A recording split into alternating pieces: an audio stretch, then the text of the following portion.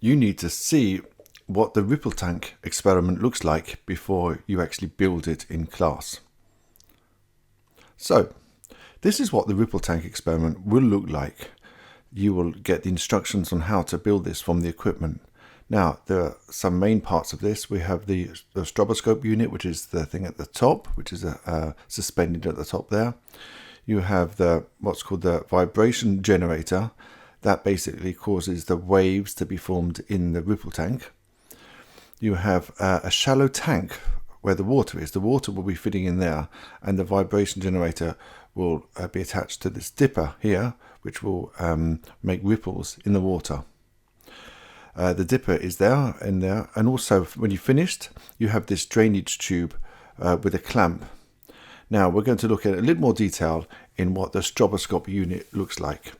We have two main things that we're interested in. One is the frequency adjustment, so you can change the frequency at which the vibration generator works, so the number of vibrations per second. And also you can change the amplitude adjustment. That's how big the vibrations are. So in other words, how big the waves are. It changes the amplitude of the waves. And you need to kind of manipulate these two to get the best pattern that you can see on the screen. So the first thing you need to do is to do some basic waves. So we're going to set up the ripple tank.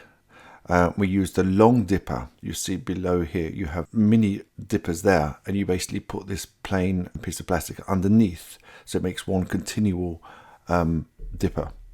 And then you make the waves in the ripple tank, and you can see it on the screen. Now you will basically have to place a ruler next to the waves to be able to measure what the wavelength is. Now let's look at a little bit more detail. This is what it looks like, and this is on the right is what it looks like on the screen. Now if we make this a little bit bigger, what we want to do is find out what is one wavelength. Now, so basically what we do is we look at the length from the beginning of one wave to 1, 2, 3, 4, 5, 6, 7, 8, 9, 10 full waves. In other words, there's 11 wave fronts, and it's around 11 centimeters. So how big is it per wavelength? We know that 10 waves is equal to around 11 centimeters. So one wave will be a tenth of that, which will be approximately 1.1 centimeter. Then on the stroboscope unit, you will actually get the frequency there. And let's say it's 50 hertz. The kind of calculation you need to do is, once you've calculated the wavelength by looking at this the image, you can work out what the velocity is. The equation is the velocity is equal to f times lambda. F is the frequency, which is 50 hertz, times by 1.1, and it gives an answer of 55 centimeters per second. The next one is the diffraction.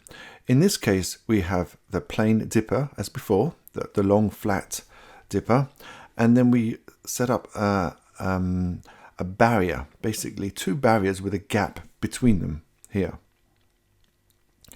And what this will look like on the screen is something like this. So you're going to get a pattern that looks like this. This will illustrate diffraction. And what you're going to do is you're going to try the diffraction with a very small gap with a large wavelength, and a very large gap with a small wavelength, and see how these patterns compare. Then we look at interference. Now interference, the dipper is slightly different. We have two small dippers that are a certain distance apart, and this is the way it looks, and this is the interference pattern that you'll be trying to look for. You see, each one of these sources is, each one of these dippers is a source of a new wave, and then these waves meet up, and you get this interference pattern. Refraction is a little bit more difficult to see, and that's going to be the fourth one I want you to try. You basically have the water tank or the ripple tank with the waves coming down, and you have the plexiglass plate, which is slightly dark colored, which will go also in the ripple tank, but must be submerged by the water. So that way you have two depths of water, where the plexiglass plate is much shallower than the other part.